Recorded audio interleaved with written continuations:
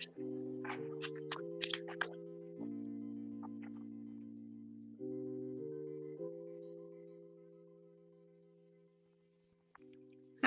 I'm Rachel Kramer-Bussell, the editor-in-chief of Residence 11, a website and community that celebrates sensuality, romance, intimacy, and loving in a new age of human connection. In advance of our first live event happening Saturday, February 11th, the Residence 11 Desire Summit on Sex and Relationships, which will be held in Los Angeles and live streamed around the world, we're speaking with Dirty Lola. Dirty Lola is a sex edutainer, speaker, and self-proclaimed dildo slinger, known for her live sex ed show, Q&A show, Sex Ed A Go-Go, and also as a sexpert you may recognize from the Netflix docuseries, The Principles of Pleasure, and also she was recently featured in HBO's docuseries, Sex Diaries. Lola has spent almost a decade working to end the stigma and shame surrounding sex and sexuality. Having started her journey sharing personal discoveries with polyamory and kink online, Lola now uses her knowledge, warm candor, and public platforms to teach the masses in person and wrapped internet audiences. You can find out more about her at dirtylola.co. And for the next about 20 minutes, we're going to be talking to Dirty Lola, and you can also hear her speaking. She's one of our keynote speakers at the upcoming Residence 11 Desire Summit, and where she'll be speaking about the state of modern online dating. So you can hear more about that in a few minutes. And make sure you hit subscribe wherever you're watching this so you don't miss out on any of our upcoming interviews. So my first question is not about what you do right now, but about what were you taught about sex growing up, and how did that evolve into you doing the career? How did that kind of lay the groundwork for what you do now? Oh man. Okay. I wasn't taught at home, nothing. Like there was never, we never got the talk. We never had those kinds of direct conversations in school. I think my first it's like sex ed, but it's really, you're getting your period. That's what, like the fifth grade, they start talking to you about that, because that's when, like, around that time when they split you up and they're like, we get the period talk and the boys get whatever talk they get. And then again in the sixth grade, they do a little bit more in-depth body, but there's not really about sex except for like, don't do it. And then in high school, our health class like actually did do like the condom demonstrations talking about STIs, but it was still a lot of like, don't have sex or you'll get pregnant, and a lot of like, or you'll get STIs, but also there was a little bit of prevention talk. I did go to a more progressive high school in New York, so there was, our health office passed out condoms and dental dams and all of those things. We also had a very large group of LGBTQ kids, and I was one of them. So there was a lot more talk to us about those things, because oddly enough, if you are perceived as promiscuous or a high risk group, which LGBTQ just automatically gets perceived as high risk, they talk to you more about, barrier methods and things than they do kids who aren't. So I feel like I got that angle of stuff earlier than a lot of people do, just because of where I went to high school and part of my identity. But at home, that never happened. But I had a hyper curiosity about sex. I have like some, um, content warning sexual assault stuff in my past, like from a young age. And one of the ways that can go for young kids is you become hyper curious and hypersexual in that way. So I was a hyper curious kid who was like, I need to know all the things.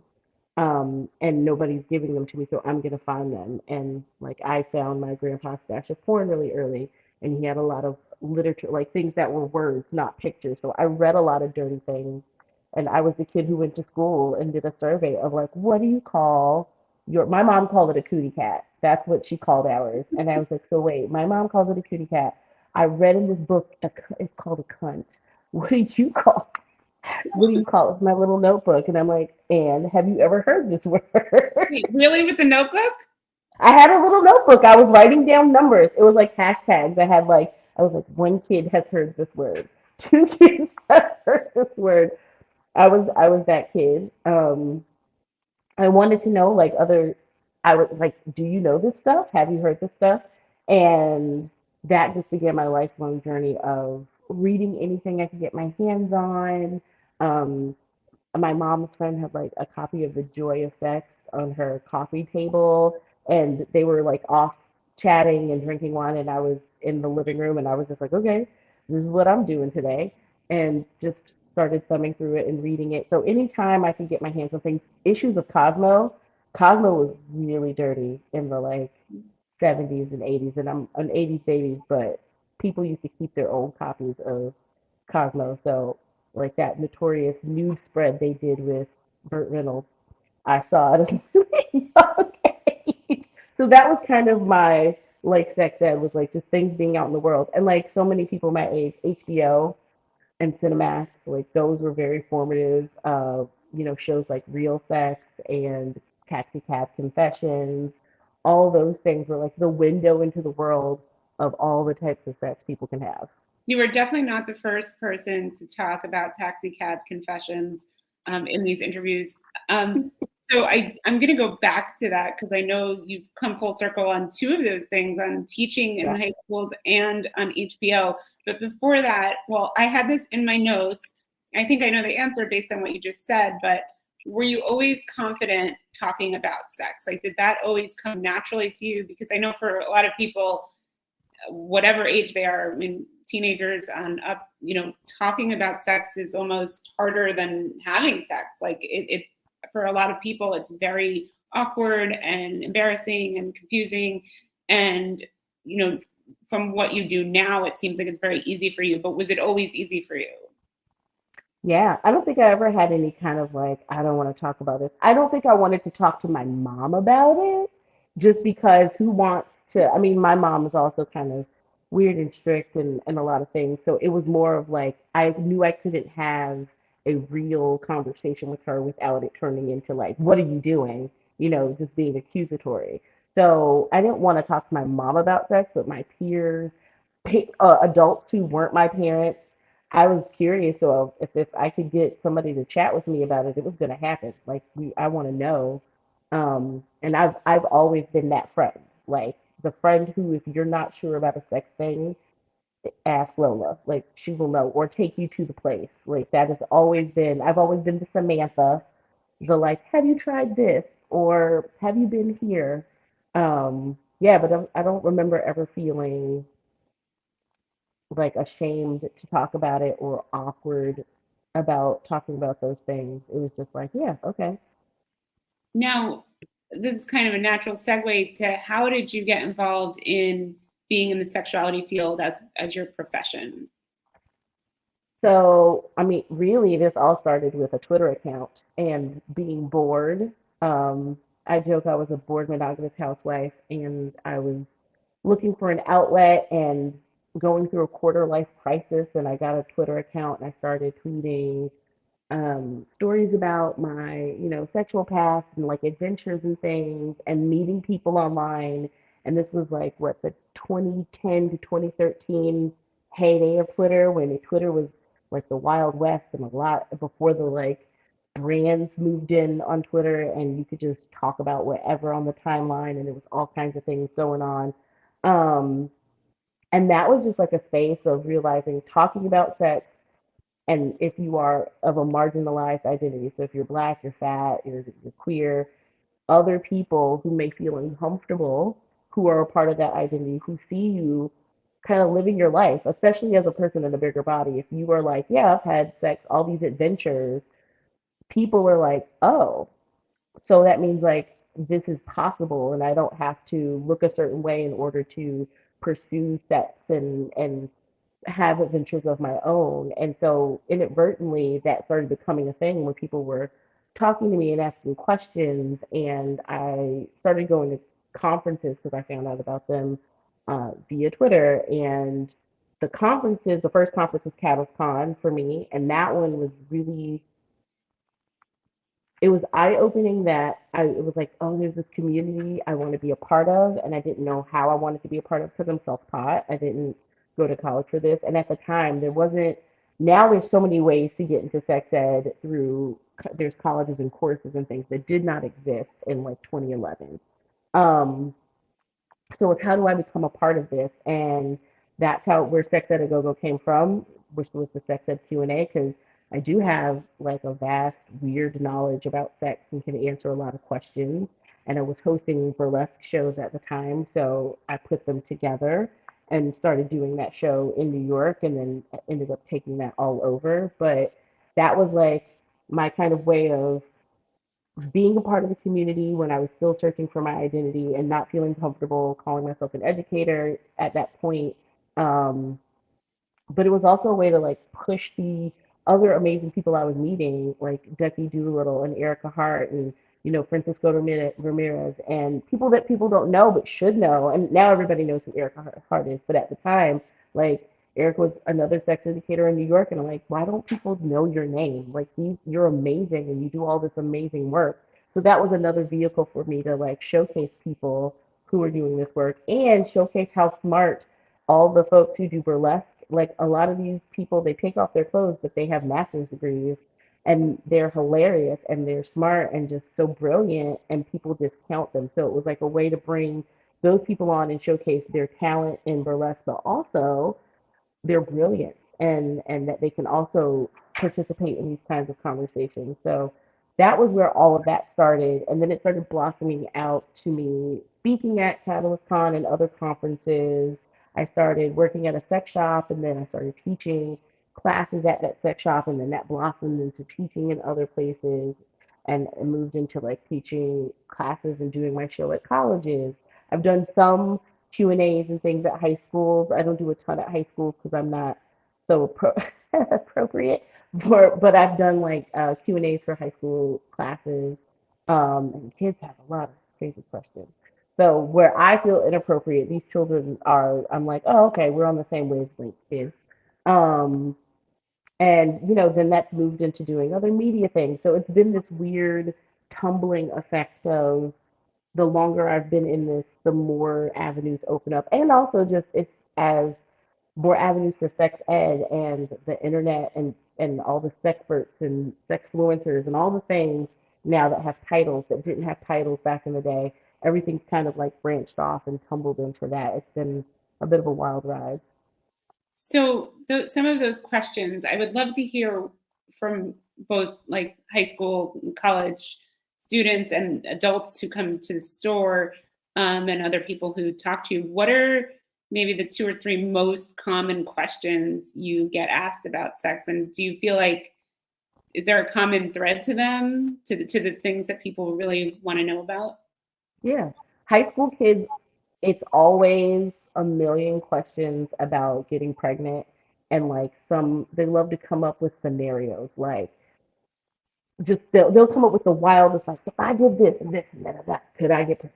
Or like, can I use this? They love a scenario, and the new thing that I will say, it was either pregnancy or consent, and like all these scenarios of like, if we're both drunk and neither of us can consent, and the next morning we don't feel right about it, who's at fault? Like that kind of really in-depth thinking, which just leads me to go, this is why you don't get drunk and have sex.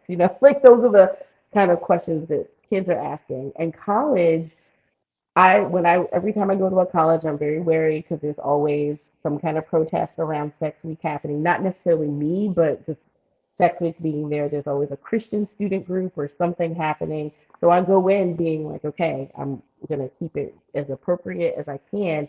And then the kids are asking about like threesomes and fisting and butt stuff and like all these wild questions, and I'm just like, I guess that's out the window because these are things that they want to know. Like all the questions for Sex at a Go Go and any Q&A, they come from the people in the audience. So like for the colleges, I have a box, and usually the teacher during the week will let them drop it in anonymously. Um, at the shows, I go around and people fold up their questions so nobody's names are on it. Nobody knows who's asking. They're not questions for me. I'm not coming up with questions for these things. So there's always something like that. In the shop, a lot of times it's like, how do I get started? We get a lot of people who've never used a sex toy, or some of them aren't sure if they've had an orgasm. before, um, or they're just looking for something different or new. Like, but it's weird because the as the age gets older, the questions become almost tamer. Like, it's just like, hey, how do I even, start with an orgasm? Whereas like the kids are like already asking things about like, can you really have an orgasm if somebody touches your feet? Like we're talking about foot fetishes in high school, and then like people are coming into a sex shop like, I would just like a very simple dose for myself.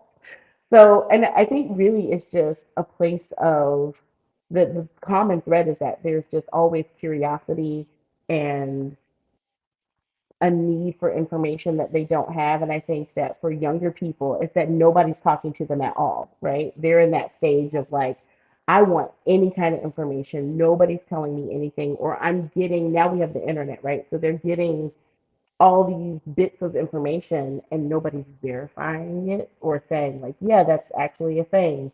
So there, it's just kind of living as this amorphous blob of like sex information in their brain. And for people in college, it's really like I can experiment. I'm away from my family. I'm out in the world. I'm not. Maybe I have some information. Maybe I don't. But I want to do like all kinds of things. And then for older people, it's just kind of like I probably never got, a lot of people never got any kind of sex ed, and they've, just been kind of moving along in the world and realize something's missing or they need something. So now their curiosity is like, am I too old or can I get started in this? Or is this for, I had somebody say like, oh, is this for young people? I'm like, it's for, if you have genitalia, it's for you. Like, anybody can pursue this. You don't have to be of an age to pursue pleasure. And another way you've been reaching people in the last few years is through television.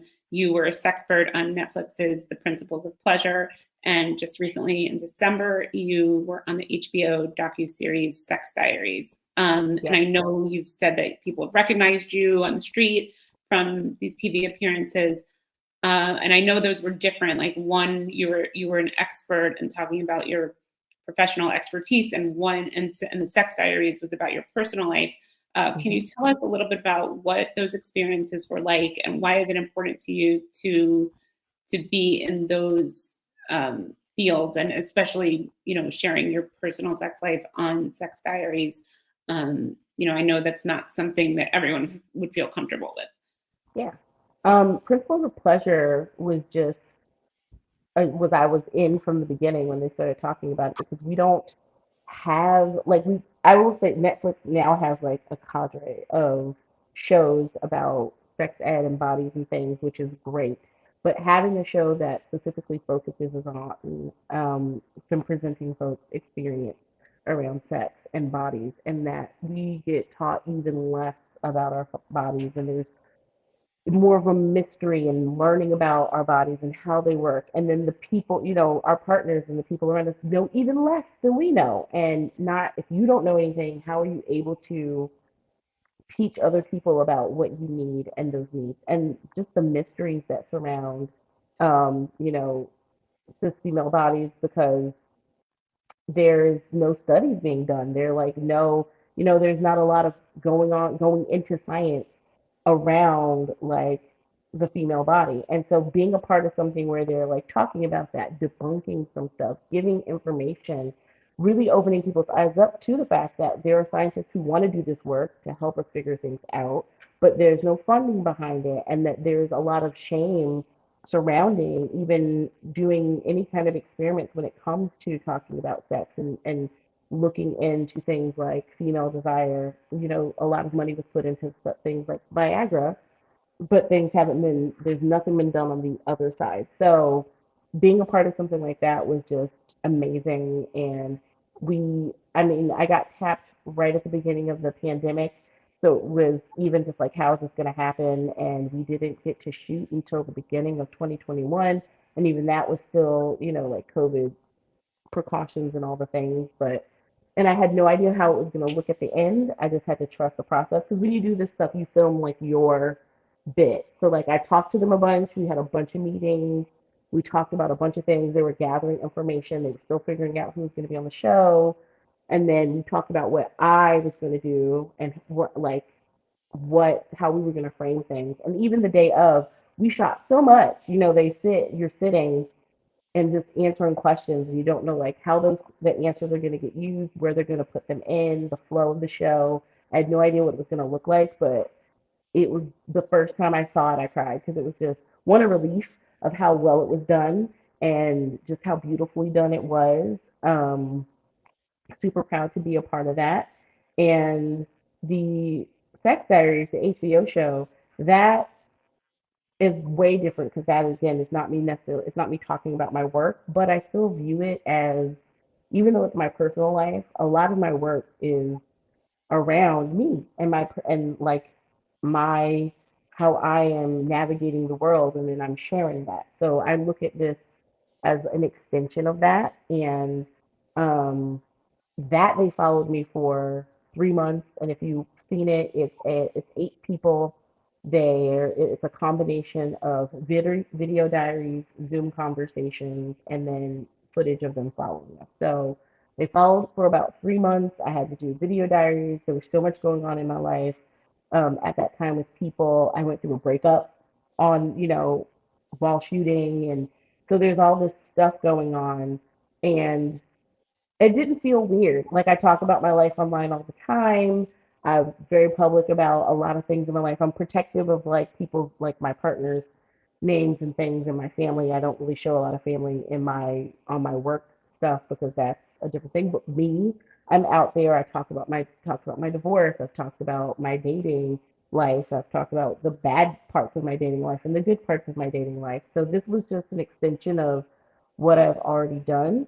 Um, I think there was some my only apprehension, like there's nudity. I'm nude on HBO. It's not the first time, but like I knew that I was like, this is really going to be a lot of my body.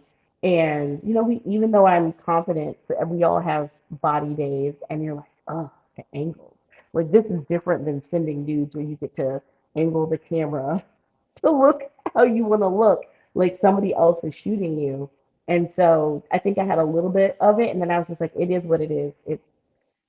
It's filmed, it's done. But seeing it, I'm like, oh yeah, I felt very much like it was me, and they told the story of what was happening in my life in that moment. And it's funny to see it because like there's so many different new partners now.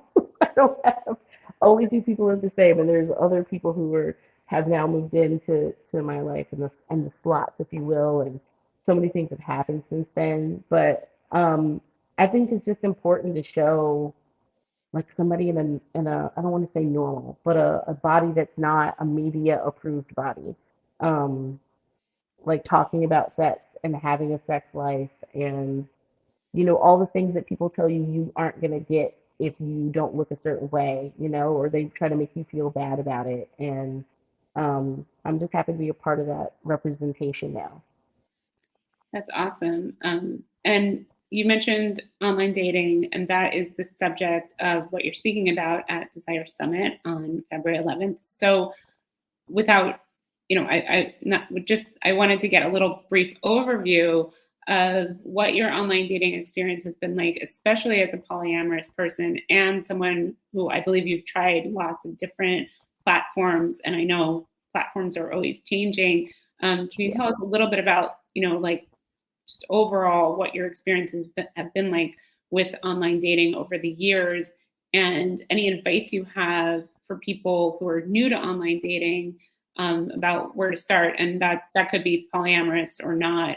I think, and I don't have that much personal experience with it, so I can't say, but my sense is it can be overwhelming to sort of know, okay, maybe I just got divorced, or I'm dating for the first time, or I'm in a new city, and like, where do I even start? Yeah. Um, I mean, my experience with online dating, it's weird.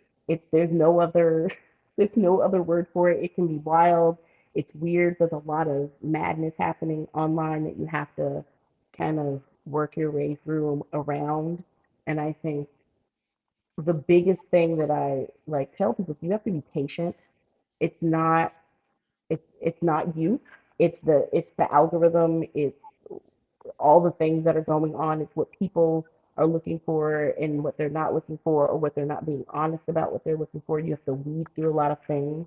But I think a lot of people are sitting at home thinking, I'm having a bad experience. I find this especially with like cis men. They're like, women have it so easy. And I'm like, sir, no, no, we don't. I can tell you, I send like so many notes to people who like me, because I tend to like pay every once in a while just so I can see all my likes and then message people. And out of like 10 people, maybe I'll get one back. So it's not just, there's these people having these experiences where they think that they're the only one not getting messages back, or they're the only ones, not getting in touch with people. And that's not it. And sometimes it's the information you're putting out there. It might be that you're not giving enough. It might be just people aren't getting a good sense of you. And sometimes it's just people are just not being patient. There's just like so much that goes into this, and you talk about like being on the different sites, and they all have like a different angle, a different bent, and I think people tend to just get on things and want them all to work the same way, and they just don't, and they're not all meant for the same thing. And there have been people, I'm learning new ways people are hacking dating sites to like make certain areas work for them better. So um, I think that's just the biggest thing, is people think that they're alone in this, and they're not. It's not easy.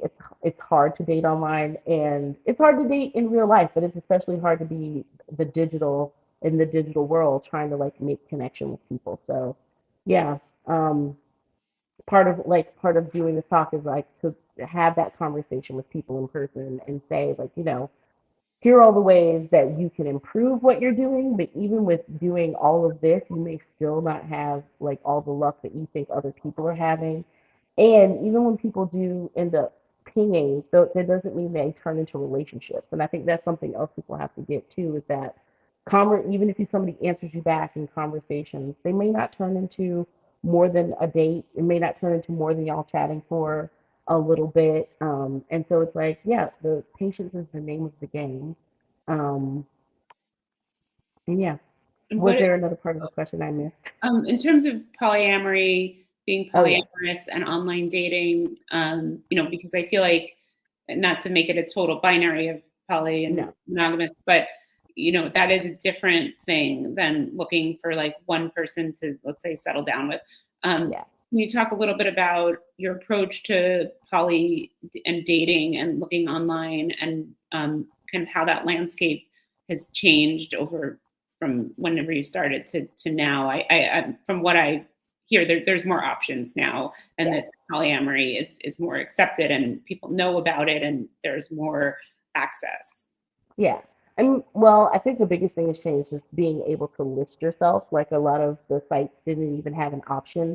So you'd have to like put it in your bio. You couldn't list it anywhere else.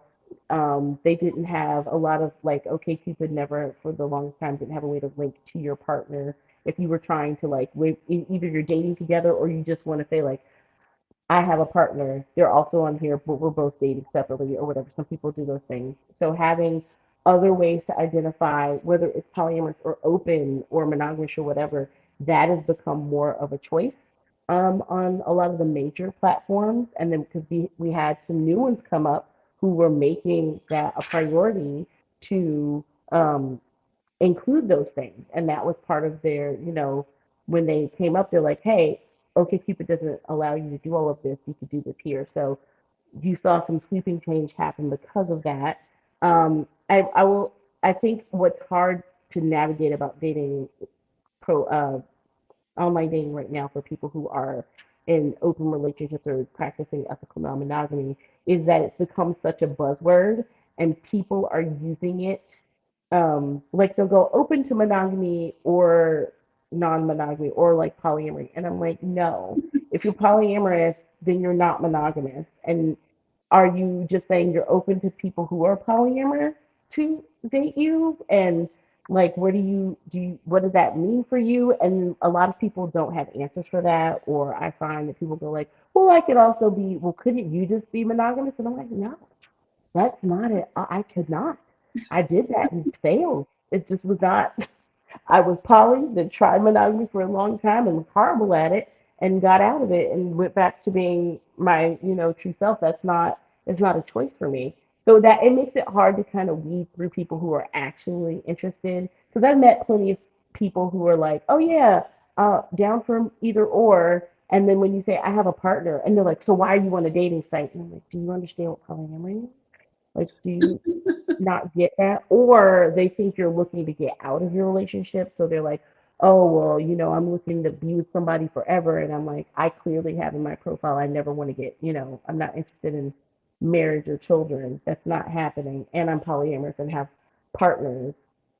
So I think it's harder now because it's who is actually non-monogamous and looking to, like, that's the life they're living, and who is just using it to kind of broaden the scope of who clicks on them. Because it's hard. And I even in the HBO show, I say this is why I don't date new polyamorous people, because they're usually people who weren't really poly and they were just like, I got out of a breakup, I'm polyamorous. And then they meet somebody new and they're like, never mind, I'm breaking up with everybody because I'm going to be monogamous again. And that happens way too often. So I think that's the minefield right now. It's like, who is actually practicing non-monogamy and looking to be a part of like your polycule or your E&M journey or whatever however you're looking to place people, and who is just using it because it's popular and they want more people to click on them.